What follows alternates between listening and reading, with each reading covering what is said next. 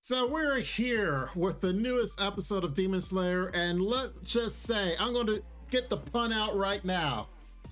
This episode was fire. But yes, such a great episode, the best episode that we've had this season, but I mean, each episode keeps getting overdoing that and outdoing it from the previous one. But yes, this was so good. There was so much that happened in this one. Let's first start off with this new demon here, the Upper 5 demon that is basically attacking the Mist Hashira.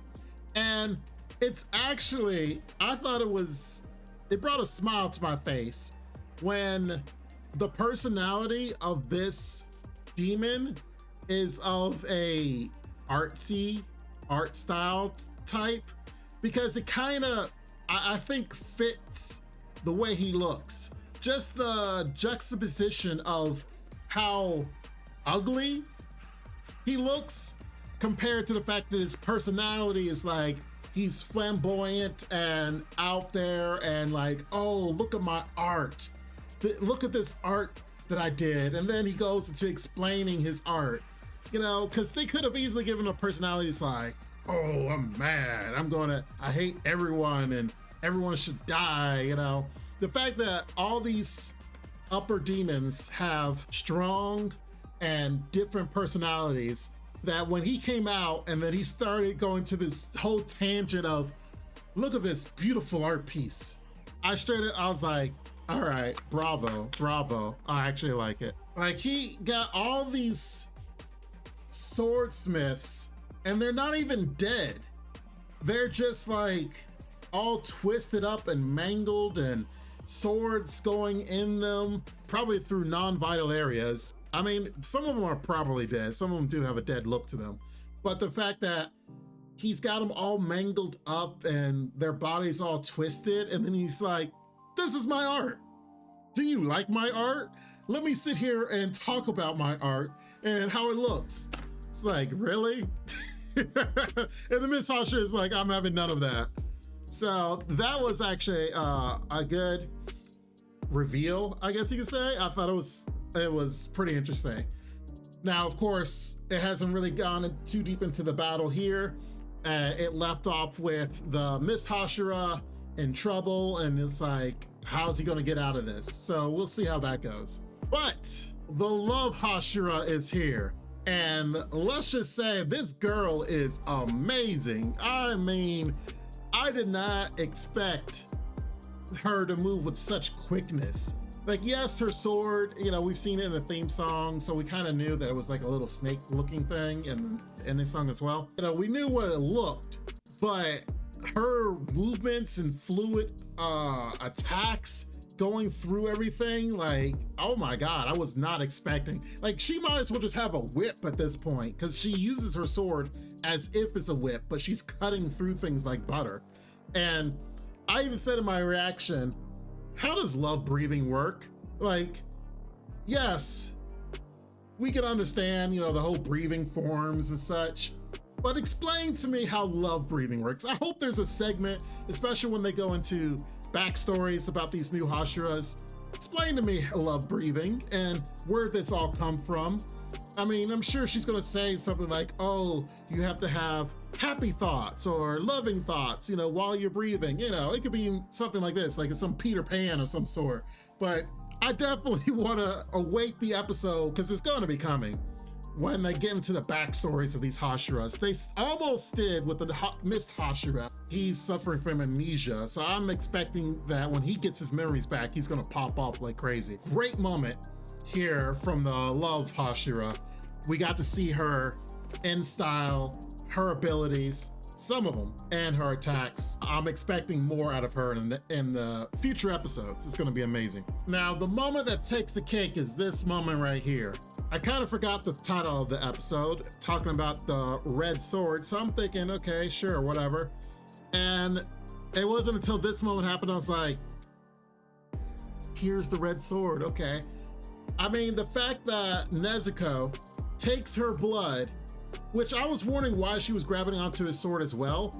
I'm thinking maybe she's thinking like she needs to cut her hands so then that way blood is exposed so she can do her blood demon art. They're exploding blood onto the enemies like she did previously. So I was, along those lines, I thought it was happening. But this girl coats his sword in her blood and then makes it on fire. I was like, oh, got you. I see what you're doing, Nezuko. I mean, even as a demon, she's coming up with ideas, thoughts to actually make situations better. She may not be able to communicate, but she actually is doing a lot in these battles, which she's such a great character, I'll admit. I can't wait till she becomes human again, and then she can actually talk and they have their moment. It'll happen one day. It'll happen one day. But the key here is that with this red sword, with exploding blood on it, oh, our boy Tanjiro is ready to pop off. And he pops off spectacularly. Look at this. Oh my God. This man uses the fire breathing that he has along with the exploding blood on the sword and just mix it together and just cleans up shop. This was the best moment in the episode. I definitely was not expecting it. I was not expecting some crazy awesome move to come out of him. Like I said before, I love it when the main characters pop off or get some new ability or some new strength. And our boy Tanjiro, man, he did it. He did it. The only qualm I had about this is what he did. He uses his ability to cut off the heads of the demons that he's attacking. But we learned previously that cutting off the heads don't work on them. If anything, it splits their bodies up, and of course it becomes weaker. But we also learned their weakness is their tongues. Even Tanjiro was saying, hey, when I cut their tongues or, give an attack to their tongues, it stuns them for a little bit and they're slower. So I'm sitting here like, all right, he's straight up gonna aim for their tongues, go straight for their mouth, cut their tongues. No, he just goes for heads. It's like, didn't we establish cutting off the heads? It doesn't work like it should. So he was going for the fact that he was going to try to cut off their heads simultaneously, and he got 3 of them, and the 4th one was taken out by Gairu. I straight up would have turned around and made sure, it's like, okay, their heads are off their body. Let me cut their tongues just to make sure. Because at the end of one of the few scenes after he cuts their heads off, their body is there on the ground, but they're not disintegrating, which tells you they're not dead. So, I mean, such a great and amazing move from Tanjiro, but still, I'm sitting here like, all right, Tanjiro, what are you doing, dude?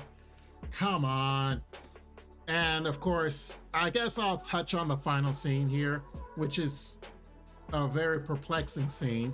Now, let me fix what I said before. The guy's name is Genya. I was saying Gairu, but anyway. So Genya actually takes out, quote unquote, the 4th one. And of course, Tanjiro's like, hey, is this did we get them all together? This looks promising. But then he comes with this face. And it's like, wait a minute. That's someone that looks like they're possessed by a demon. So where does this come from? My speculation is the fact that he kind of like Nezuko, he has some demon qualities in him, like he may have some demon cells in him, but he uses his chanting and such to suppress it. That's why he was chanting like crazy in the last episode, and how he didn't seem to die, but yet after so many cuts and things happening to him, he seemed to be healing. So this kind of explains that aspect, but with the fact the next episode's title is Don't You Want to Be a Hashira, it leads me to believe that he's gonna maybe try to attack Tanjiro, and Tanjiro has to remind him his human qualities.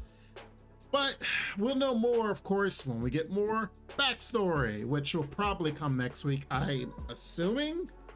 But I will say this is a very interesting surprise. I was not expecting it, but it does explain how he kind of was a little flawless last episode. I thought it was the whole chanting that did it, but here you go. But regardless, amazing episode, great moments, great thinking and processing in these fights, and the fights are never the same. So I'm actually looking forward to future episodes because Demon Slayer still continues to pop off. Let me know what you guys think. Definitely make sure you guys comment down below on this one because this was a great episode and I'm looking forward to more in the future. But if you guys haven't done it yet, hit that subscribe button. We got more anime reviews on this one and several others here, now, and in the future. So make sure you guys stay tuned for more. In the meantime, be safe, take care, and Lord willing, I'll see you guys in the future. Bye-bye for now. Make sure to check out the extra content on our Patreon page, and thanks to our current patrons. This ain't what you want, bitch, I'm a fucking phenomenon.